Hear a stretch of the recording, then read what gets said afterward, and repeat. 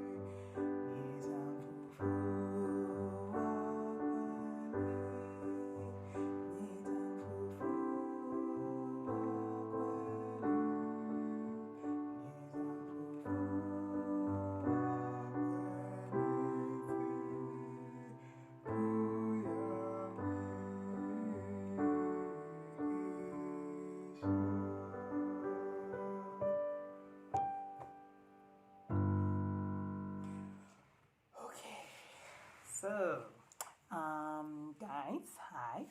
I want to make this video to kind of talk about what to do and what not to do on a Sabbath. So things that don't do this and do this on the Sabbath, on a Sunday. Okay, hence the don't do Sabbath, right? Don't do this, but do that. Okay, so let's kind of start with what not to do. So don't do the following, okay? And this is, as always, I make these videos from things that happen to me, from things that I've experienced, and perhaps that may be helpful to some people. So I'm just going to dive right in. Number one, don't work. Okay, so in Exodus 20, right? When God first very clearly, very simply gave the commandment not to work. It's in Exodus 20 and 8. He really just says, remember the Sabbath day and keep it holy. And then in 11, he says, for in 6 days the Lord made heaven and earth, the sea and all that is in them, but rested on the seventh day. I'm reading, okay? Therefore the Lord blessed the Sabbath day and consecrated it. Again in Exodus 20 and 10. It's so really, you can read Exodus 20 from 8 to 11, and in 10 it reads, the seventh day is a Sabbath to the Lord, you shall not do any work. So quite apart from the fact that God is telling us not to do it, so just to obey him, okay? It is as simple as that. It's very clear, there's no ambiguity there. What I found, so I was like, okay, I'm going to obey the Sabbath. So clearly I'm not going to work, right? I'm not going into an office. I'm not I'm not going out to a farm to dig ditches or anything. I'm not going to work. But this is what I used to do. I used to catch up on laundry. I used to catch up on emails and messages. I was just checking the time because I have something in about 30 minutes.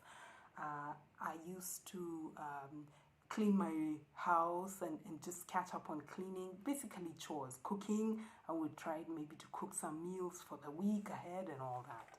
And what I found when shopping, I would go and buy my stuff, like my groceries and whatever. And what I found when I was doing this is that this work took me further behind because I would end up so tired so that by the time Monday rolled around, I would feel like I really need a break, like I'm so tired. And conversely, when I really made Sunday an easy day, by Monday I was refreshed and I felt renewed. And now, I know that, you see, later on in Mark 2 and Matthew 12, Jesus is being condemned by people because he's doing a good thing on Sabbath. He's healing a man with a withered hand, you know, and he's making it very clear that there is nothing wrong with doing what is lawful on the Sabbath, okay? If your donkey or your sheep falls into a well, will you not lay your hand on it and pull it out? So this is work, but it is lawful and it's necessary work. So it's lawful. How much more so a human being if they're sick, you know? How much more lawful is it to help them? So, you know, at that time, they were going to an extreme of you can't even lift your hand like this because it's work, you know. I guess how would you scratch your back on a Sabbath? And then now in our day, I think we're going to another extreme of Sabbath, you know, like we're totally ignoring the Sabbath. We're working, we're shopping, we're catching up, going to the gym, being weekend warriors. We're not even going to church, we don't care.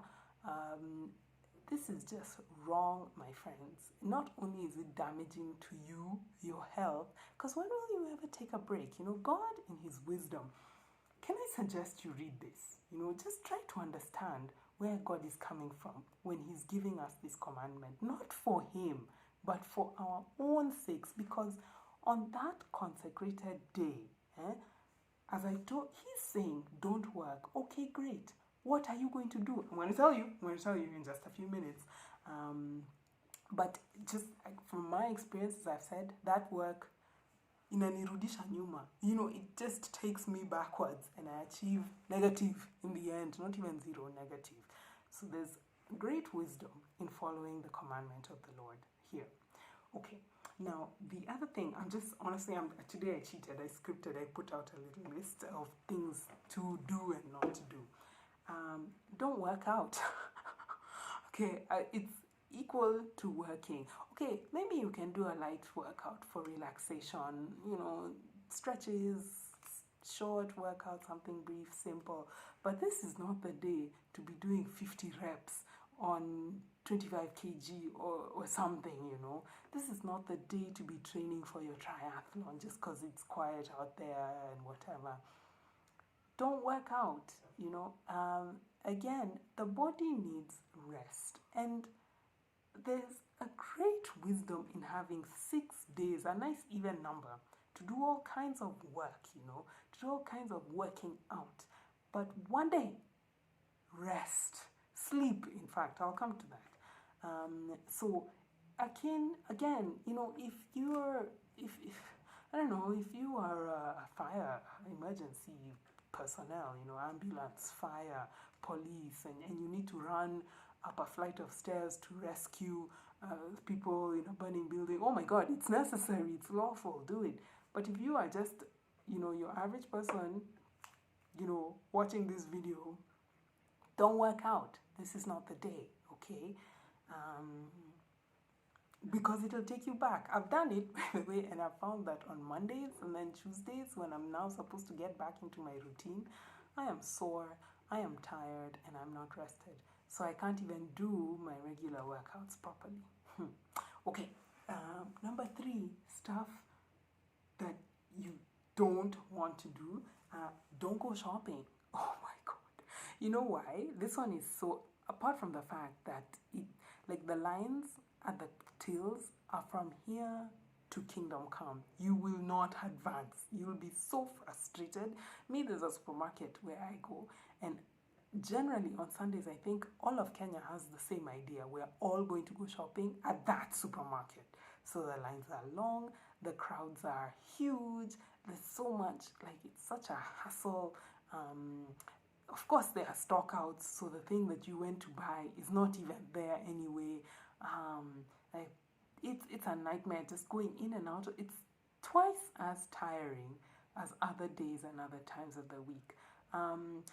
There's that whole just hassle and the hustle and the bustle of it. Then I've also found that even if I have taken time to pray and go to mass, if I go to a shopping mall or a shop or whatever, the peace, the stillness, the tranquility that I have carefully cultivated, you know, and these are things that you do cultivate, by the way.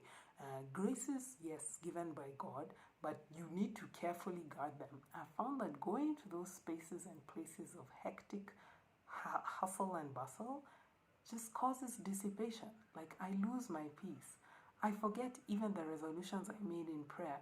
I forget the voice of God as it was speaking to me, and what messages I received. And God does talk. He really does speak in the silence of our hearts. And that's why we need to cultivate that silence. Going to the shopping mall on a Sunday is not going to help you cultivate that silence. God, I think it is something so demonic for on a Sunday have shopping malls. What about the people who work there? Don't they need? Okay. Anyway, now again, this is the point. Maybe you're a shift worker.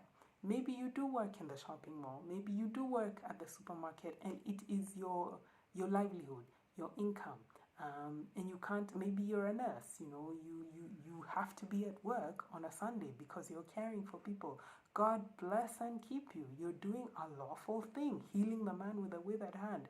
You're caring for yourself and your family. You're trying to earn an income, as a supermarket worker or whatever. But my point, the point I'm making here is when it can be avoided, don't. Okay, don't work. Don't work out. Don't go to the supermarket. Don't go shopping. Don't go doing unnecessary, noisy things that cause dissipation. Okay, cheerful now. What you can do or should do. Number one, do go to Mass. Exodus again makes it so clear.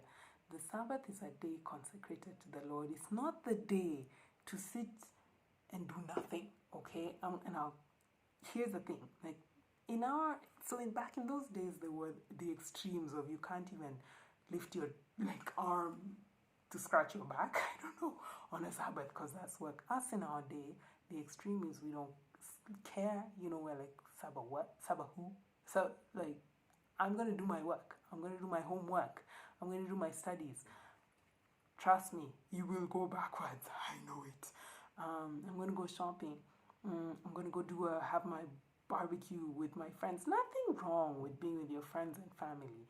But this is not the day for heavy labor. Like, you're now slaughtering that goat and roasting it and doing a lot, washing dishes and You have to eat, of course.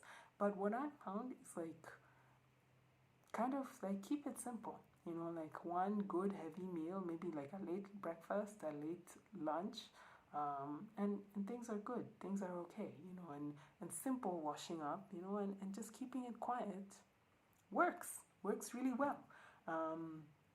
Do go to Mass. I played that song that I played here because you need that bread of life. Unless you eat the bread and drink the blood in a worthy state, by the way, as St. Paul says, don't eat and drink condemnation on yourself. St. Paul said it, not me. You won't have life within you, and there's one day set aside for that. I would highly recommend you receive communion many other days, because it's like physical nourishment. You can't just eat one meal a week. It won't help you. Now, caveat, spiritual nourishment is different, okay? But you're not going to hurt yourself by doing more. You're certainly going to hurt yourself by not even achieving the minimum. So go to Mass. Do go to Mass. Do receive communion. Number 2, do take a break from devices. Today's the day. Sabbath is the day. Switch off that phone. Switch off that TV. Switch off that computer. Please don't fall into the trap of using Sunday rest as a time to plop down in front of YouTube, Netflix, or whatever, and watch 6 hours straight of continuous programming that you don't necessarily even like, only to get up at nightfall and be like, oh, okay, that's Sabbath, I rested. No. Remember I told you when you go to shopping malls, the peace is being dissipated? Same thing with this shopping mall coming into your home, streaming Netflix and whatever. All this content coming into your mind and heart, a relentless onslaught, is dissipating your peace. You have no time. Even if you prayed, I've experienced it. I went to Mass, I prayed, I watched hours of YouTube. I can't remember what message God gave me at Mass. And He speaks, I can't remember. That peace that I cultivated is gone, The voice of God as it spoke to me, I am lost now, I would highly recommend, in place of all those devices, please, me, I like paper. I know some people like to read the Bible on a device, but can I suggest paper? Just my personal preference. Maybe a device is fine. But take this, and read, like, if really, make a short prayer. Just say a short prayer and start reading. I recommend Old Testament if you want some adventure. Read up on David. Stuff went down, eh? Read up on the 3 young men in the furnace. Just see, heroic, really. Read up on Job, see how this man was caught in the crossfire between heaven and hell, Read up on Esther, on Judith, on Ruth, the heroines, Tobit, and how the angel helped him, and Tobit and Rebecca, like just fantastic stories that will capture the imagination and inspire the spirit to grow closer to God. You will really see the God that we serve. He is the same yesterday, today, now. He is Jehovah Jireh, our provider, Ebenezer, our rock, and many, many great clouds of witnesses. It's all here can attest to that fact. So I would recommend, in place of devices, take this and read it. And lastly, do spend time in prayer, and I'm talking serious time in prayer, not just rushing to Mass, finish, rush home, or rush to the shopping mall, God forbid, no. Maybe I'll just share my example. One thing, thank God for coronavirus. Why? Because they've added more masses to the schedule. Hallelujah! What does that mean? That means that, so I was never early morning mass person. Okay, I was, but I failed at that, so I went back to my routine, which is wake up late, sleep in on Sunday, have a nice late brunch, take my time to get dressed, shower, maybe do a very light workout, very light, very stretching mostly, then make my way to Mass, a later Mass, without hassle, and stress. There's no traffic or very little. Okay, then arrive on time or even early, a few minutes early, quiet myself, quiet my spirit, celebrate Mass, then afterwards, go to the Adoration Chapel. Spend, like yesterday, I can spend however long I want in there, hours if I feel like it. I can fall asleep because my Heavenly Father is rocking me to sleep in His arms and giving me the rest that I need. I can wake up and He's still there in front of me in adoration, in the form, hidden in the form of bread in front of me. I just pray as much as I want, lots of rosaries. I can read my Bible, I can walk outside into the garden, just going easy and slowly. And I can just lavish, be lavished with love. Just enjoy that time in prayer. Ask questions. I need answers. I need information. I need help. I need guidance. I need enlightenment. This is the time that no wonder God says it's a day set apart, consecrated to the Lord. And this period of rest, resting from all the work, all the shopping, all the cooking, cleaning, all that, catching up on emails, it's gone. Now I've really cleared space and God is speaking. He's moving. He's acting. He's coming into my heart and my soul. So much so that I really wanted to share it with you guys. Do the most, I think this really is the heart of it on the Sabbath. So of course, don't do the work, don't do the workouts, don't do the shopping, do go to Mass, but do spend time in prayer. Mass is prayer. So make Sunday a day of rest and true prayer. Don't just rest in front of the TV, rest. Make it a day of prayer.